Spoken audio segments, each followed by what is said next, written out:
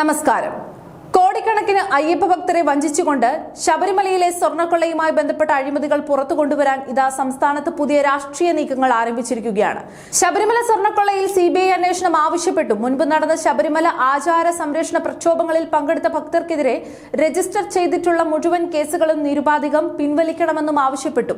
BJP സംസ്ഥാന president Rajeev Chandrasekhar മുഖ്യമന്ത്രി VD സതീശന് കത്തയച്ചിരിക്കുകയാണ്.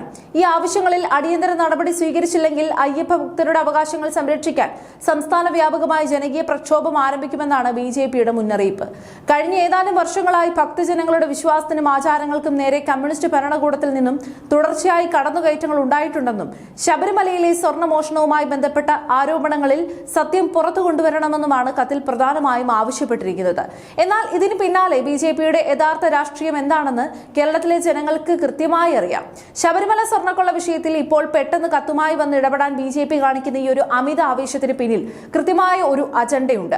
ശബരിമല വിഷയം വീണ്ടും സജീവമായി നിർത്തി വിശ്വാസികളുടെ ശ്രദ്ധ പൂർണ്ണമായും പിടിച്ചുപറ്റാനും ഭക്തരുടെ ഉള്ളിൽ തങ്ങളെ സംരക്ഷിക്കാൻ BJP മാത്രമേ ഉള്ളൂ എന്നൊരു ധാരണ ബോധപൂർവ്വം ഉണ്ടാക്കാനുമാണ് ഇപ്പോൾ രാജീവ് ചന്ദ്രശേഖറും സംഘവും ശ്രമിക്കുന്നത്. ഇതിലൂടെ വരാനിരിക്കുന്ന തെരഞ്ഞെടുപ്പുകളിൽ ഹിന്ദു വോട്ട് ബാങ്ക് തങ്ങളുടെ അക്കൗണ്ടിലേക്ക് മാറ്റാമെന്നാണ് BJPയുടെ വ്യാമോഹം. പക്ഷേ BJP നേതാക്കൾ ഒരു കാര്യം മറക്കരുത്.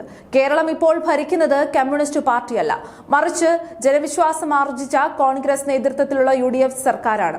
ശബരിമല വിഷയത്തിലും ഭക്തരുടെ ആചാര സംരക്ഷണത്തിലും തുടക്കം മുതൽ കൃത്യവും സുതാര്യവുമായ നിലപാടാണ് കോൺഗ്രസ് സ്വീകരിച്ചിട്ടുള്ളത്.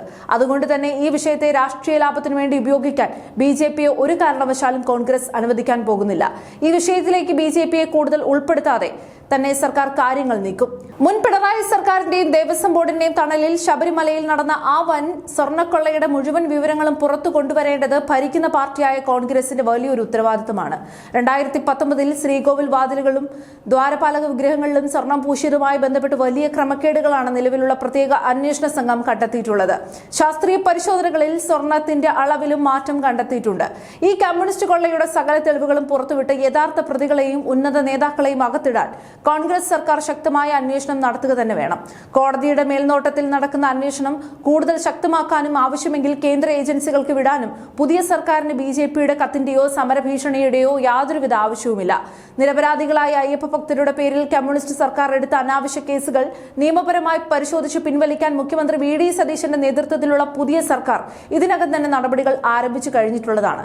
ചുരുക്കത്തിൽ ശബരിമലയുടെ വിശുദ്ധിയെയും ഭക്തരുടെ വികാരത്തെയും വോട്ട് രാഷ്ട്രീയത്തിന് വേണ്ടി വിൽക്കാൻ നോക്കുന്ന BJPയുടെ തന്ത്രങ്ങൾ പുതിയ UDF സർക്കാരിന് മുന്നിൽ ചിലവാകാൻ പോകുന്നില്ല. കമ്മ്യൂണിസ്റ്റ് ഭരണകാലത്ത് ദേവസ്വം ബോർഡിന്റെ മറവിൽ നടന്ന സകല കൊള്ളകളും അഴിമതികളും കോൺഗ്രസ് സർക്കാർ കൃത്യമായി വെളിച്ചത്ത് കൊണ്ടുവരുമെന്ന് ജനങ്ങൾ വിശ്വസിക്കുന്നുണ്ട്.